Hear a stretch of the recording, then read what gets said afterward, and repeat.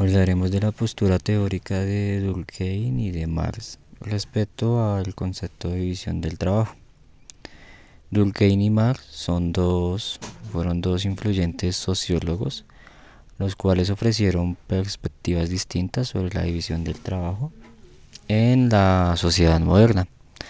Por un lado tenemos a Durkheim, quien consideraba que la división del trabajo era un aspecto esencial de la modernidad, y en uno de los análisis destacó cómo la industrialización y la especialización de roles laborales transformaron las sociedades. Estas sociedades son sociedades premodernas. Todos realizaban tareas similares, lo que generaba una solidaridad mecánica, pues está basada en similitudes compartidas. De todas maneras, en las sociedades modernas, la solidaridad orgánica se basa en la interdependencia entre personas que desempeñan trabajos especializados. Para Durkheim, la división del trabajo permitía a las personas concentrarse en áreas específicas y colaboración mutua. Por otro lado tenemos a Marx, en donde abordó la división del trabajo desde una perspectiva mucho más crítica, pues para él esta división estaba vinculada a la estructura de clases. En las sociedades capitalistas, la burguesía y la clase obrera tenían roles muy diferentes. Él argumentaba que la división del trabajo perpetuaba la desigualdad y la explotación, y pues los trabajadores vendían su fuerza laboral a los dueños de las fábricas, quienes extraían pues una gran ganancia. Marx tenía una esperanza muy grande, y era que en una sociedad futura la división del trabajo se superara y pues se lograra una sociedad sin clases, en donde la producción fuera colectiva y beneficiosa para todos. Durkheim, pues en teoría veía la división del trabajo como un avance positivo hacia la modernidad, mientras que Marx la criticaba por sus implicaciones respecto a dos conceptos, que es la desigualdad y la explotación. En cuanto a las presuposiciones teóricas, pero en el sentido de Jeffrey Alexander, pues digamos que Alexander, en su análisis de las teorías sociológicas, pues propuso la existencia de presuposiciones generales. Estas en cuanto a las posturas que planteaban Durkheim y Marx respecto al concepto de división del trabajo. Estas presuposiciones pues influyeron en cómo cada uno de estos sociólogos pues abordaba el tema de manera significativa.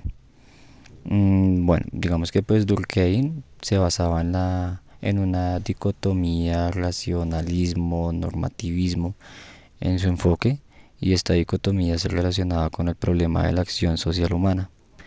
Marx se centraba en la estructura de clases en su análisis, la burguesía y la clase obrera. Durkheim en la solidaridad mecánica en las sociedades premodernas, que se basaban en similitudes compartidas, y pues en sociedades modernas que se derivaban de la interdependencia entre personas con roles especializadas. Marx en la presuposición general pues que propuso es que la división del trabajo perpetúa la desigualdad y la explotación, y pues lo que hablamos anteriormente, que los trabajadores vendían su fuerza laboral a los dueños de las fábricas.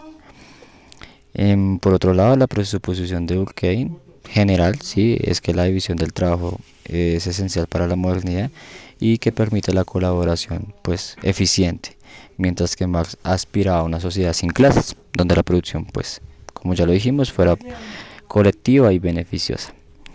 Digamos que en conclusión en este tema, las presuposiciones teóricas de Alexander, sí, que como él lo planteaba, pues digamos que nos ayudan a comprender de manera más sencilla cómo Durkheim y Marx abordaron la división del trabajo desde posturas distintas, una positiva y la otra no es que sea negativa, sino que se basa más en la crítica. Digamos que podemos mencionar algunos ejemplos reales de cada postura teórica, desde lo local o lo nacional. Bueno, sí. Digamos que en cuanto a Durkheim tenemos el funcionalismo.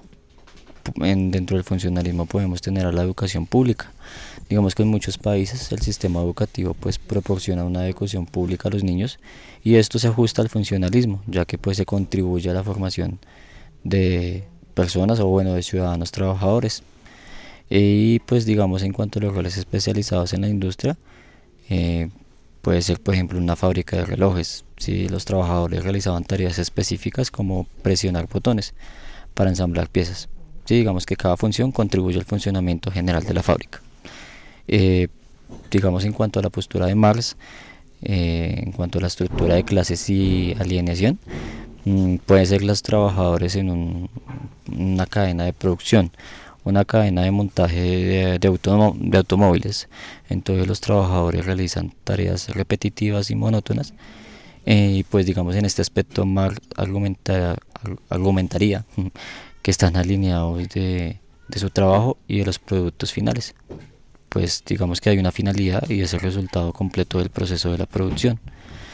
Y en donde yo creería que el más se podría enfocar es en la desigualdad salarial, ¿sí? Como esa brecha salarial entre los dueños de las fábricas, que podemos ponerlo como la burguesía, y los trabajadores, que es la clase obrera.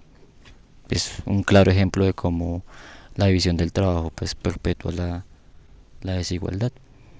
En conclusión, pues digamos que esos pequeños ejemplos podrían demostrar cómo las teorías que plantea Durkheim y Marx se aplican en situaciones reales de la vida cotidiana, desde la educación hasta la producción industrial y pues claramente la distribución de recursos.